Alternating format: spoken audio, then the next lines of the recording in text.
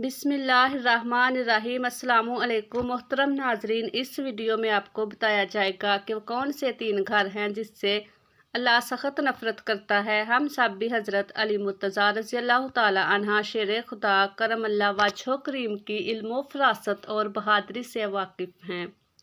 हर मुसलमान जानता है कि नबी सल्लल्लाहु अलैहि वसल्लम ने फरमाया कि मैं इल्म का शहर हूँ और अली इसका दरवाज़ा हैं।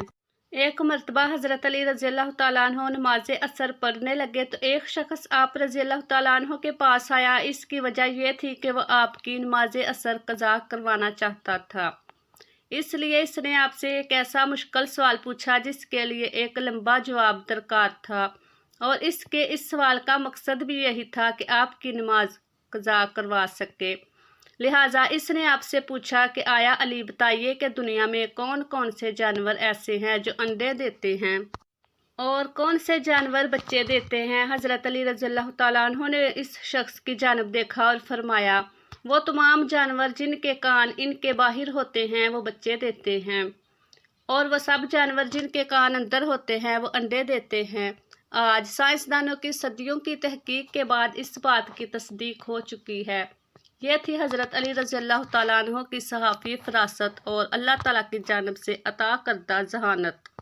मोहतरम नाजरीन, कहते हैं कि एक मरतबा हज़रत अली रज़ियल्लाहु ताला अन्हु खुतबा दे रहे थे और तब आपने इरशाद फरमाया, अल्लाह का कहर और गुस्सा इन घरों पर नाजिल होता है क्योंकि इनसे अल्लाह इज़्ज़ो जल को सख्त नफ़रत है। आपका खिताब सुनने वाले तमाम लोग हम मतन गोश हो गए और ये जानने की जुस्तजू में थे कि वो कौन से 3 घर हैं कि जिन पर अल्लाह का कहर और गज़ब नाजिल होता है और जिनसे अल्लाह सख्त नफ़रत करता है। हज़रत अली रज़ियल्लाहु ताला अन्हु ने फरमाया, नंबर 1, याद रखो कि ऐसा घर जिसमें औरत की आवाज़ मर्द की आवाज़ से ऊंची हो जाए, जिस घर में मर्द की निस्बत औरत अहकाम सादर करे, या यूँ कह लीजिए कि जिस घर में औरत की हुक्मरानी हो, तो अल्लाह ऐसे घर से सख्त नफ़रत करता है।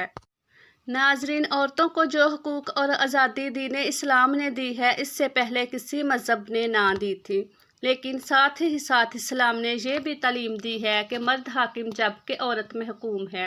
इस्लाम ने शोहर को हाकिम जबकि बीवी को महकूम बनाया गया है, लेकिन इसके बरअक्स अगर कोई औरत खुद को अपने शोहर से बुलंदो बरतर समझने लगे और घर के फैसले बीवी करने लगे तो ऐसे घर को फरिश्ते सारा दिन कोसते रहते हैं, यानी ऐसे घर पर अल्लाह के फरिश्तों की लानत होती रहती है। हज़रत जाबिर बिन अब्दुल्लाह रज़ियल्लाहु ताला अन्हु बयान करते हैं कि मैंने नबी सल्लल्लाहु अलैहि वसल्लम के साथ ईद के दिन नमाज में हाजिर था तो आपने खुतबा से कबल बगैर अजान और कामत के नमाज पढ़ाई और फिर नमाज के बाद मिंबर पर टेक लगाकर खड़े हुए और अल्लाह ताला का तकवा अख्तियार करने का हुक्म दिया और इसकी इताअत करने पर अबारा और लोगों को अर्ज की, नसीहत की, फिर औरतों के पास आए और नसीहत की और कहने लगे, और 2 सदका खिरात करो क्योंकि तुम्हारी अक्सरियत जहन्नम का इर्तिकाज है। हुज़ूर सल्लल्लाहु अलैहि वसल्लम ने ये बात इरशाद फरमाई तो औरतों के दरमियान से एक सियान शान रखसारों वाली औरत उठकर कहने लगी, अल्लाह के रसूल सल्लल्लाहु अलैहि वसल्लम, वो क्यों? तो नबी सल्लल्लाहु अलैहि वसल्लम ने फरमाया,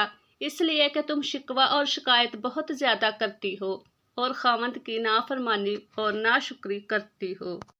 इसलिए हमारी माँ उन्होंने फरमाया, जिसके घर में किसी के हाथ का मारा हुआ पैसा जमा हो और इसके पैसा से इसका घर चलता हो, ये पैसा किसी किस्म का हो या किसी भी दूसरे शख्स का, ऐसे पैसे को इस्तेमाल करना अल्लाह के गज़ब को दावत देने के बराबर है और अल्लाह ताला ऐसे घरों से सख्त नफ़रत फरमाते हैं। किसी दूसरे का माल धोखे से खाना नाजायज़ और हराम है। शरीयत ने ऐसा करने से मना फरमाया है। बेशुमार उलमा और अहदीस इस बात पर दलालत करती हैं। कुरान में अल्लाह ताला ने फरमाया, ऐ ईमान वालो, तुम एक दूसरे का माल आपस में नाहक तरीके से ना खाओ सिवाय इसके कि तुम्हारी बाहमी रजामंदी से कोई तिजारत हो। दर्ज झैल आयात की रोशनी में पता चला कि एक दूसरे के माल को धोखे, फराड और बातिल तरीके से खाना हराम है, इसलिए चाहिए कि किसी का हक न मारा जाए। फिर वो घर जिसमें घर वाले किसी मेहमान के आने पर नाराज़गी का इजहार करते हों, मेहमान नवाजी न सिर्फ हमारे प्यारे आका सल्लल्लाहु अलैहि वसल्लम की सुन्नते मुबारक है, दीगर अम्बिया कराम अलैहिस्सलातो वस्सलाम का तरीका भी है। चनाचा अबू सुफियान हज़रत सैयदना इब्राहीम खलीलुल्लाह अलैहिस्सलाम बहुत ही मेहमान नवाज थे। اور بغیر مہمان کے کھانا تناول نہ فرماتے، کھانا نہ کھاتے تھے۔ فرمان مصطفیٰ صلی اللہ علیہ وآلہ وسلم ہے، جس گھر میں مہمان ہو اس میں خیر و برکت اونٹ کی کوہان سے گرنے والی چھری سے بھی زیادہ تیز آتی ہے۔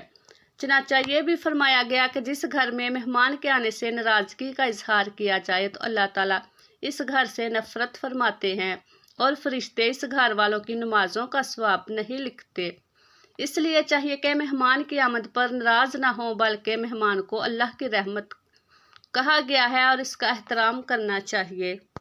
محترم ناظرین، آپ نے ان 3 گھروں کے بارے میں جان لیا اور یہ جان لیا کہ گھروں میں رہنے والے ایسے کون سے کام ہیں جن کی وجہ سے اللہ تعالیٰ ان کے گھروں سے سخت نفرت فرماتے ہیں، اور جب اللہ تعالیٰ ناراض ہوتا ہے تو اللہ کی برکت ایسے گھروں سے اٹھ جاتی ہے۔ یوں ایسے گھروں میں پریشانیاں آ جاتی ہیں، اس لیے ضروری ہے کہ ایسے کاموں سے کوسوں دور رہا جائے۔ یاد رہے کہ ایسی نوبت ہمارے گھروں میں تب آتی ہے جب ہماری مائیں بہنیں دین کی تعلیم سے نا واقف ہوں۔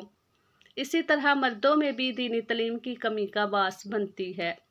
اس لیے دین کی بات سیکھی جائے اور قرآن کو ترجمہ کے ساتھ پڑھا جائے، اور احادیث نبوی صلی اللہ علیہ وآلہ وسلم اور سیرت نبوی صلی اللہ علیہ وآلہ وسلم کا مطالعہ کیا جائے۔ تو جو شوہر ہوتا ہے اور وہ مزاجی خدا ہوتا ہے، اب خود ہی سوچ لیجئے کہ وہ عورت جس کو خاوند کے مقام اور مرتبے کا علم ہو گیا ہو تو کیا کبھی وہ اپنے خاوند کے سامنے اونچا بولے گی؟ ہرگز نہیں۔ لیکن اکثر عورتیں جو ایسا کرتی ہیں وہ دل سے دوری کی وجہ سے ایسا کرتی ہیں۔ یاد رہے کہ اگر کوئی عورت اپنے شوہر کے مقام و مرتبے کو جان لے تو شوہر کو کھانا دینے کے بعد اس وقت تک نہیں بیٹھے گی جب تک شوہر کھانے سے فارغ نہ ہو جائے۔ قرآن مجید میں مرد کا مقام بیان کرتے ہوئے اللہ تعالیٰ یوں فرماتے ہیں کہ مرد عورت پر حاکم ہے، اس لیے اللہ تعالیٰ نے ایک کو دوسرے پر فضیلت دی ہے اور اس وجہ سے مردوں کے بارے میں بیان کیے ہیں۔ بس ایک فرما بردار عورت خاوند کی عدم موجودگی میں اس کے گھر کی بچوں کی حفاظت کرتی ہے۔ مردوں کے مقام کو اس حدیث میں بھی واضح کیا گیا ہے۔ حضرت عبداللہ بن ابی فرماتے ہیں، جب معاذ شام سے واپس آئے تو نبی کریم صلی اللہ علیہ وآلہ وسلم کو سجدہ کیا۔ آپ صلی اللہ علیہ وآلہ وسلم نے پوچھا، معاذ یہ کیا ہے؟ انہوں نے کہا، میں جہاں گیا تھا تو میں نے دیکھا کہ وہ لوگ اپنے پادریوں اور سرداروں کو سجدہ کرتے ہیں، تو میری دلی تمنا ہوئی کہ ہم بھی آپ صلی اللہ علیہ وآلہ وسلم کے ساتھ ایسا ہی کیا کریں۔ تو آپ نے فرمایا، ہرگز نہیں، ایسا نہ کرنا، کیونکہ اگر میں اللہ کے علاوہ کسی کو سجدہ کرنے کا حکم دیتا تو عورت کو حکم دیتا کہ وہ اپنے شوہر کو سجدہ کرے۔ قسم ہے اس ذات کی جس کے ہاتھ میں محمد صلی اللہ علیہ وآلہ وسلم کی جان ہے، عورت اپنے رب کا حق ادا نہیں کر سکتی جب تک وہ اپنے میاں کا حق ادا نہ کر لے، اور اگر شوہر جمع کی خواہش کرے اور وہ بیوی جاوے پر سوار ہو تو بھی شوہر کو منع نہ کرے۔ ناظرین، اب خود ہی سوچ لیجئے کہ اسلام عورت کو تعلیمات دے رہا ہے، اور اگر وہ اس تعلیمات سے واقف ہو گئی تو وہ اپنے شوہر کا احترام کرے گی۔ اسی طرح سے کسی کا مال ناحق کھانے کے متعلق بڑی وعید ہے، خاص طور پر یتیم کے مال کو استعمال کرنے پر بڑی سخت تنبیہ ہے۔